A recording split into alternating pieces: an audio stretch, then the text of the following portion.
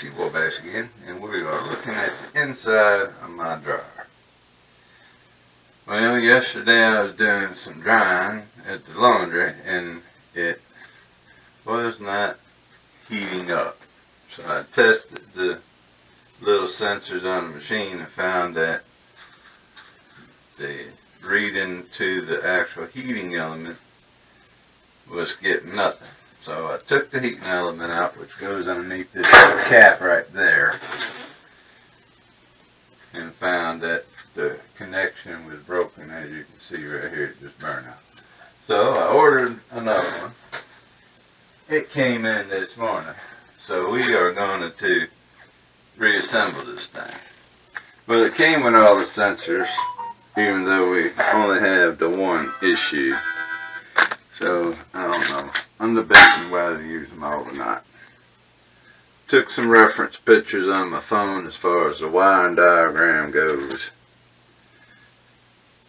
But this is where we're at. The brand new element looks nice and shiny, where the other one was quite burnt over time, as you can see the difference. So we just have to reassemble, and then kind of self-explanatory. They had like a recess here, so you can just put it in place. Be gentle with the wires, because where they go is up around this way, because they're going into this sensor right here. So we gotta finagle it a little bit, get everything back together like it should. So once I start assembling and get it back together, I'll come back. The element probe is slipping these two little ceramic things and come out this side. And there's two little itty bitty tabs right here. You bend down that locks that tab in place from coming back and out. So now I'm going to come back in a minute after. Alright, I got the first half side on, as you can see. It's got 3 screws on that side. The tabs on the inside of the box have got the element locked in over here. I got to press this side in a little bit, I guess due to expansion, and lock this side on. And then these are where the sensors go. This is the power to the heating element.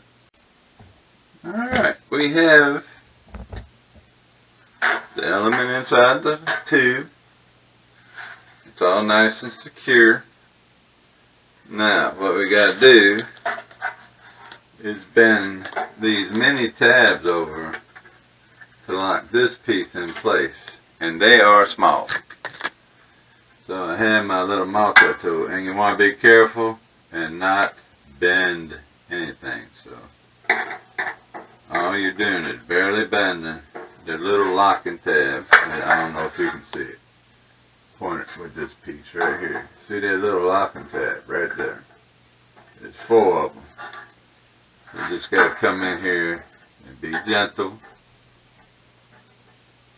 Kind of support the actual tab and then bend the inner piece, the little locking tab down, like I'm doing here.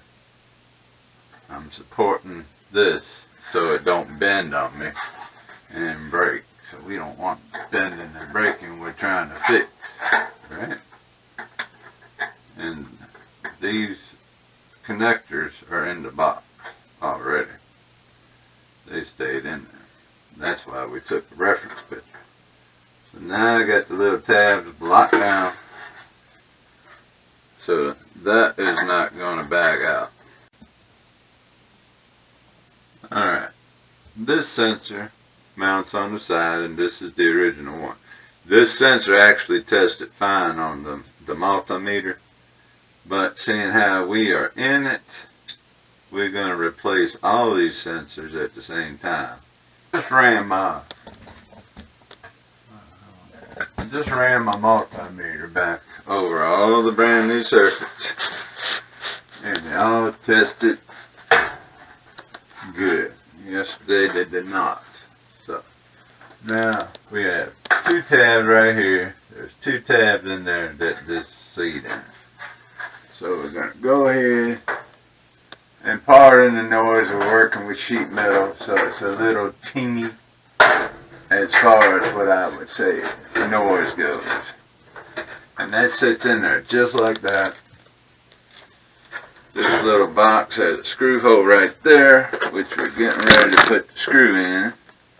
Now, the other tip, I have a lot of non-magnetic screwdrivers, but I have this awesome magnet I got found years ago, so you can just rub your Phillips or whatever you're using on that magnet. And what that does, it'll temporarily magnetize it. Screw, it'll hold it for you. But this one's aluminum. And that goes right there. And you want to be gentle because there's no backer. So just go in till it stops. You ain't got to go in it, because if you go in past that point right there, the next hit will strip that hole out. Now we reference our pictures that I took yesterday. And we got a black off of this sensor, comes over and connects to this sensor right there. Then all the rest of the harness is right here. So this red one and this blue one, they're the biggest, so you can't mess them up. They're actually bigger than the rest of them. So the blue one went there, the red one went on this one, and hold it with your finger in the back. That way, even though we did bend it, we're not excessively pushing on the inside, because we don't want that. We just want a good connection. And that's where we're at. We're to the bend, so we're up on there all the way. This one gets this blue wire right here, right like that. And then, of course, by process of elimination, we're to this blue wire, which is in this picture. This picture right here shows that blue wire, and we come and connect it to that sensor. Now, we got that whole box back together. Now I have 2 other sensors. I'm going to see if I can't hunt them down while I'm in here. Found the other 2. We just follow the wires up underneath there. That's one of them right there, so that's this little one. I'm going to see it. While I'm in here, I'm going to replace all of it. Probably a little dark too.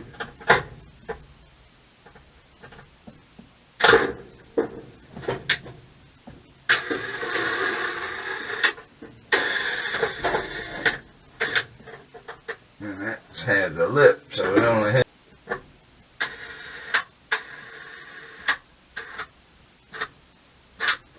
We're going to call that one done. Then we're just going to plug it right back in. The red wire goes on top. And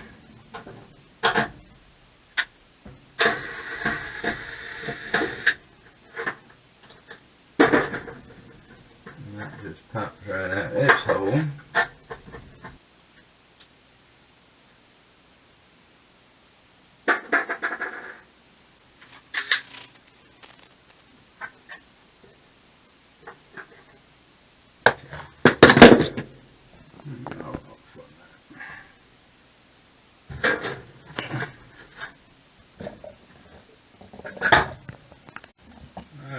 I got the 2 new sensors in there, so I replaced the heating element, power there, these 2 sensors, those 2 sensors. While we're looking at above, because you won't be able to see this when I put the drum back in. This is your tensioner pulley on your belt, so your drum belt goes around this and then over like this. Alright. Okay, I'm back. You might get a little noisy, because what I got to do is put that drum back in. It has recesses here, so we can slide it in. And we're in. So Now, you want to be careful not to catch your wire, your belt, which I made it over. Then you got two wheels back here that the drum sits on. Now, it's going to be a neat trick. It bends up and catches the wheel like a tension belt on a car. So, right there is the blower motor for the exhaust. So if I turn this a little bit, you can see it turning. That means we got everything hooked up right. Getting ready to put the door on. First I got to hook up this back to here, and that connects them sensors that are along that air trap. I think they're temperature sensors probably. Okay, I brought you back. Even though there's just 6 little screws, but this one is screw specific. 4 short screws go on the actual casing, and then when you get down to here, this screws into right here into the lint trap area, and they're a little bit longer screws. So we put those in, tightens up the lip trap face, the little gap right here, and it closes that gap up. But it's plastic in plastic, so you don't want to screw it in hard. Alright, I'll be back.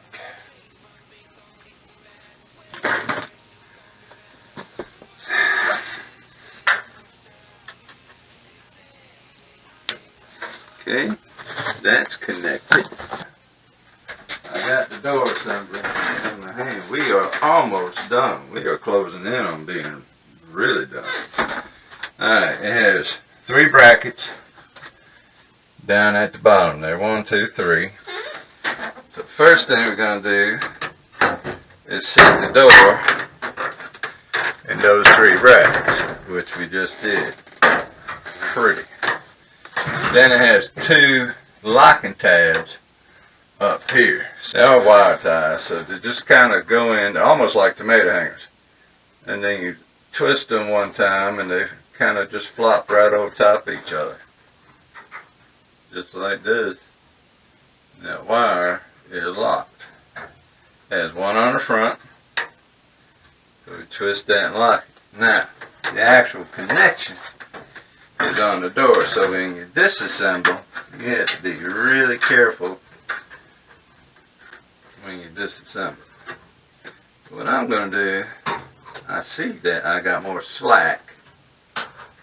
Now I can reach that plug. And the plug is up under this door. And we'll plug back in. So now, get back over here and make sure we are settled on all the locking tabs. Now it's going to get a little louder than what it was. We got to line these tabs up. Then you just kind of push it on. Maintain a little downward pressure so you don't pop out of the bottom. Because these were a pain. Now we're in. I think we got 7 screws up here to connect. That definitely had one, I can see.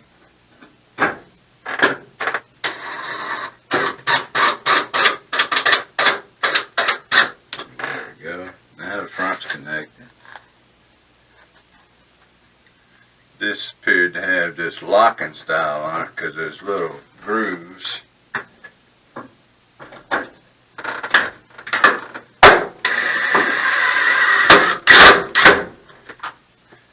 There, and this one, right there.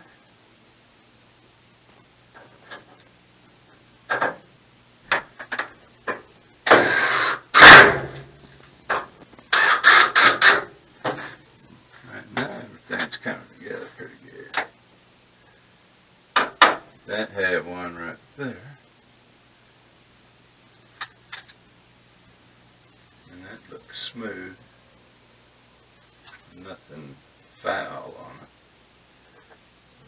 Put that right there. This one's got a washer. Let's see if I had any up front.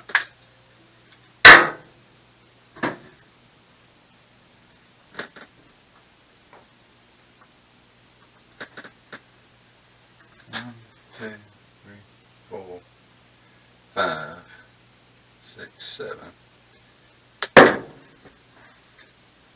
One right here. Put this one back in there, this spot, and then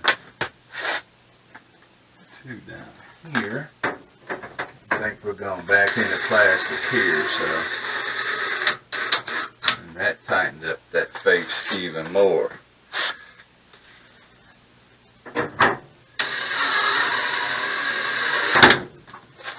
That takes care of all my screws. Now these tabs right here are for the roof. So we're going to bring the hood back to us.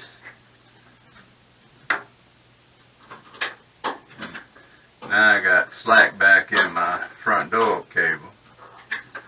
So we're just going to fix that as it comes down.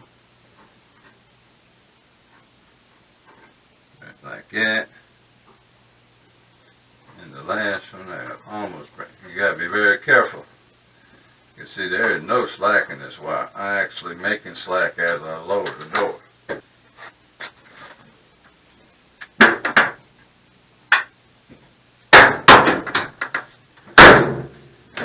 Now, them front clips can be a barrier to get up. You can pull the hood open, you see it snap back down easy. But it can be hard to open. So just unscrew these 2 screws right there, and that loosens up this hinge. And push it like that on the back side, and this whole frame will unlock from the front. Then once it's unlocked, screw these back in, and you can tilt the hood up like I had it. Alright. Alright, I'm back. Got my temperature gun from the truck. Well, we got power. That's always a good thing. Let's take a temperature reading. Right now we're at room temperature, 70.7 degrees on the inside. Gonna see if we get any heat. We're going to time dry. Let's go medium heat for 20 minutes, but we'll cut it off. Drum's turning. We got the drum hooked up, right? Give it a few minutes to warm up. Alright, been on for about 3 minutes. So let's see what 3 minutes did for us. Cool! 115 degrees, I'd say our dryer is fixed. So, that's good. That concludes this video. Relatively easy fix. Only thing I'd say the simplest thing to do, because you got 3 different sets of screws coming off, get your Ziploc bag, label where the screws came from. Watch a video or 2 on YouTube on how to do the ohms. Fixed. Everything's hooked back up. Smarts PC Wabash. Like, share, and subscribe. And I got another video coming up today on the Rockwood roof. I'm going to do a modification because where they put the low point drains is cool, but very inconvenient to get to.